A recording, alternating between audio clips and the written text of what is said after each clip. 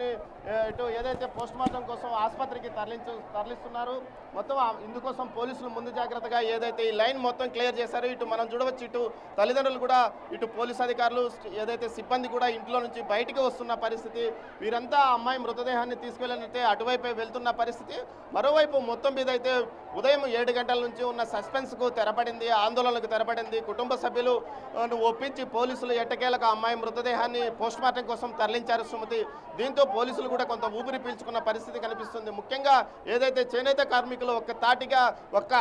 ఏదైతే ఇటు అమ్మాయి కుటుంబ సభ్యులకు మద్దతు పలికి వారు మీ వెంట మేము ఉన్నాము, ఎట్టి పరిస్థితుల్లోనూ మీరు మేము మీ వెనకే ఉంటాము, అమ్మాయికి అదేవిధంగా అమ్మాయిని చంపిన వ్యక్తికి కఠినంగా శిక్ష పడాలి, అమ్మాయి కుటుంబానికి న్యాయం చేయాలంటూ చేసిన వారి పోరాటం ఫలించిందని చెప్పవచ్చు. దీంతోపాటు ఉన్నతాధికారులు కూడా ఇక్కడికి చేరుకొని పరిస్థితిని సమీక్షించి పూర్తి స్థాయిలో క్లియర్ చేశారని చెప్పవచ్చు. మొత్తం మీద ప్రస్తుతం అమ్మాయి మృతదేహాన్ని ఆసుపత్రికి తరలించారు సుమతి.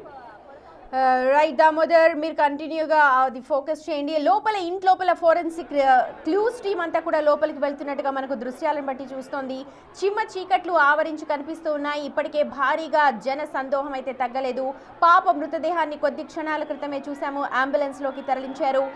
డ్రమ్ములో కనిపించింది పాప, అభంశుభం తెలియని 7 ఏళ్ల చిన్నారి. మరి ఆ 7 ఏళ్ల చిన్నారిని ఎలా కులవర్ధన్ లోపలికి పిలిచాడు, ఎలా చంపాడు, ఏం జరిగింది అసలు దానిపైన అన్నదే పెద్ద సస్పెన్స్.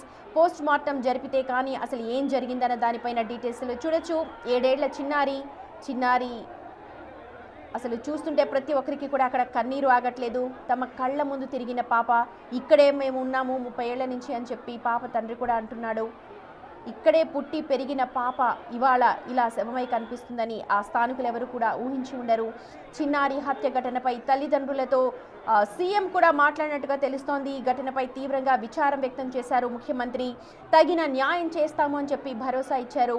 ఉదయం నుంచి కూడా హోంమంత్రి అనిత మాట్లాడారు, అడిషనల్ ఎస్పీ మాట్లాడారు, సబ్ కలెక్టర్ కూడా కొద్దిసేపటి క్రితమే వచ్చి తల్లిదండ్రులకు భరోసా కల్పించారు. తగిన న్యాయం చేస్తాము, చట్ట ప్రకారం కఠిన శిక్ష పడేలా చేస్తాము అంటూ హామీ ఇవ్వడంతో తల్లిదండ్రులు శాంతించారు. దీంతో బాలికను పోస్ట్ మార్టంకి తరలించేందుకు ఒప్పుకున్నారు. ఒక్కసారిగా జన సందోహం అక్కడ చూడొచ్చు. జనమంతా కూడా మూగి ఉన్నారు. ఉదయం నుంచి కూడా ఇదే పరిస్థితి. తమ పిల్లల ప్రాణాలకు రక్షణ ఏది అంటూ అక్కడ స్థానికులందరూ కూడా ఒకసారి మాట్లాడుతున్నారు. చూడొచ్చు, నిందితుడిని కులవర్ధన్ కనిపిస్తున్న విండోలో కనిపిస్తున్న వ్యక్తి పేరే కులవర్ధన్. ఇతనిపై ఇప్పటికే పాత కేసులున్నాయంటున్నారు పోలీసులు, స్థానికులు చెప్తూ ఉన్నారు.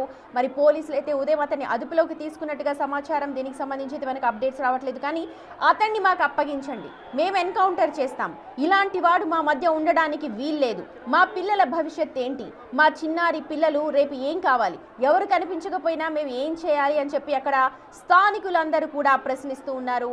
ప్రస్తుతం మాత్రం పోలీసులు పాపను తరలించే పనిలో నిమగ్నమై ఉన్నారు.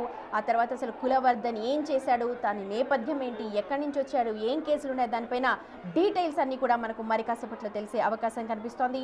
పాప మృతదేహాన్ని మాత్రం దగ్గరలోని ప్రభుత్వ ఆసుపత్రికి తరలించారు. పోస్ట్ మార్టం నివేదిక వస్తే కానీ అసలు ఏం జరిగింది, ఎలా చంపాడు అన్న దాని డీటెయిల్స్ మనకు తెలుస్తాయి. బ్రేక్ తీసుకుని అప్డేట్స్ కంటిన్యూ చేద్దాం. Keep watching Big TV.